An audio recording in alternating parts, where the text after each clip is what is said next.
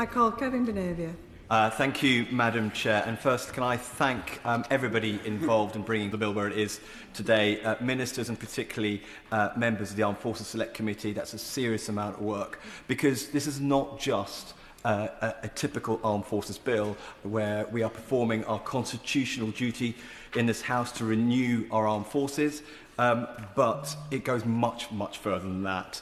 It pushes forward our Armed Forces Covenant, makes it real across our country. It gives our armed forces a housing they finally deserve and the justice that they deserve.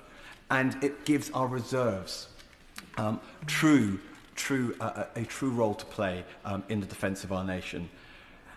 And that is why we have to pass this bill, and there are some really important amendments. And in particular, Madam Chair, I want to cover Government Amendment number 9, which relates to the Armed Forces Covenant, and Government Amendments 48, 51 and 54, which relates to the new Defence Housing Service.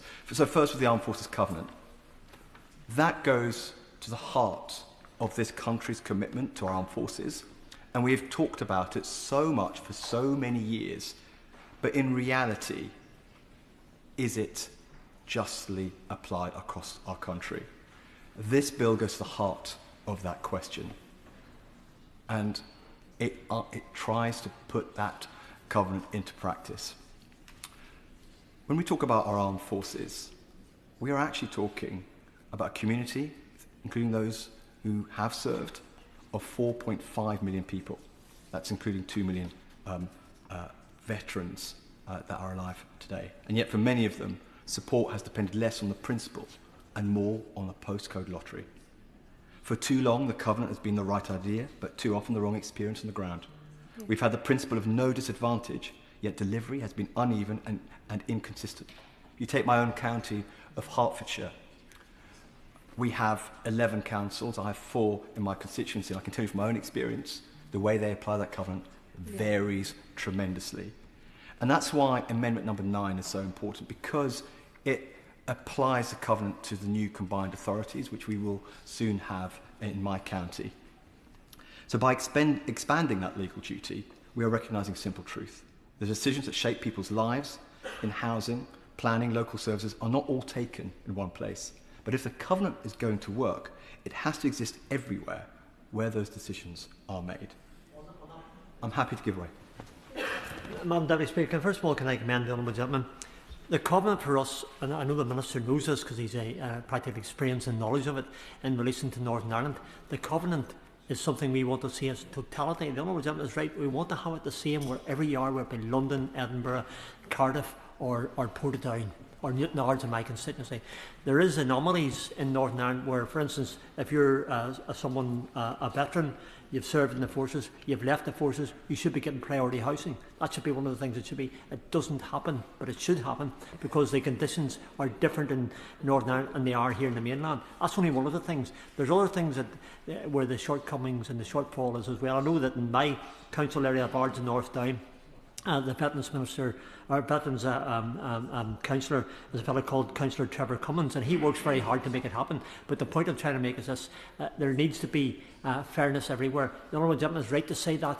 I support him 100%. I know the Minister, when he comes back, perhaps will give us some reassurance in relation to that. Thank you. Sorry. Thank you, Madam Chair, and I thank the honourable member for his intervention, as ever, speaking up not just for his constituents, but the welfare of the armed forces community in Northern Ireland, and I'm sure that this government will treat them with the respect that they deserve too. I can talk about my area, and in Stevenage, we have our borough council that has signed the Armed Forces Covenant, but it's not just a piece of paper.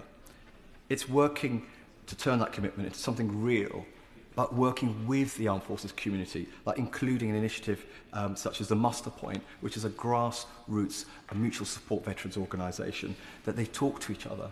They bring cases to the council and actually think, let's work out a solution here to make sure that this person is not left behind, that council staff understand when a veteran comes to them what their needs are. And that work that we have in Stevenage, which is led locally by our Armed Forces champion, Cllr Claire Parris, she's working with veterans in Muster Point, like Stu Mendelssohn, Steve Black, and many others who have visited this place, including earlier today, that they are not left behind, that places like this and across the country are truly for them too. But the reality is that this kind of joined-up practical delivery has not been consistent across the country, and for too long service families have been told that the covenant exists only to find their experience depends on that postcode in which they live in. So when we look at this bill and this amendment in particular, the question is not whether we need more frameworks, new office holders or more statements. The question is whether we finally ensure the covenant works everywhere in this country of ours, not just in the places where there is strong local leadership.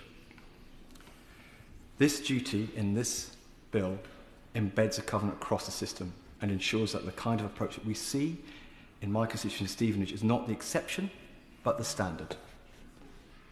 And after years where the covenant was talked about, but not consistently delivered, this bill is what starts to make that consistency real. And secondly, Madam Chair, I turn to Amendments 48, 51 and 54 on service housing. As we already heard earlier in this debate, for too long service families were expected to put up with conditions that simply would not be tolerated anywhere else. 2/3 of service family accommodation needs major work. Repair satisfaction has collapsed to as low as 16%, and tens of thousands of complaints have been made year upon year. And let's be honest about how we got here. That is a legacy of a failed housing model, a botched privatisation that left families living in substandard homes while taxpayers continued footing that bill. And this government is now putting that right.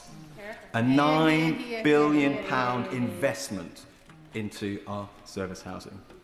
Tens of thousands of homes upgraded or rebuilt, and crucially, bringing homes back into public ownership so we can finally take back control of standards and delivery. And this isn't just about comfort, it is about capability too. When only 4 in 10 personnel are satisfied with service life and morale has fallen to record lows, housing is not a side issue, it is central to retention, readiness and the future of the armed forces. Madam Chair, I've had the privilege, as many other members of this House have had, having not served in the forces, but being part of the Armed Forces Parliamentary Scheme. And as part of that, we get to visit bases around the country, as I did with the RAF last year.